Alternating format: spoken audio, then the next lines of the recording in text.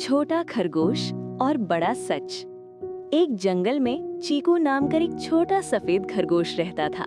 वो बहुत तेज था, लेकिन थोड़ा शरारती भी था। एक दिन उसे रास्ते में सोने का चमकता हुआ सिक्का मिला।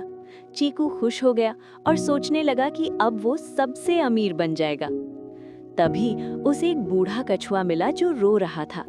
कछुए ने कहा कि उसका सिक्का खो गया है, जिससे वो अपने बच्चों के लिए खाना खरीदने वाला था। चीकू के मन में लालच और सच्चाई की लड़ाई शुरू हो गई। कुछ पल बाद चीकू ने सिक्का कछुए को लौटा दिया। कछुआ मुस्कुराया और बोला, सच्चाई सबसे बड़ा खजाना है। उस दिन चीकू को समझ आया, ईमानदारी से दिल अमीर होता है, जेब नहीं।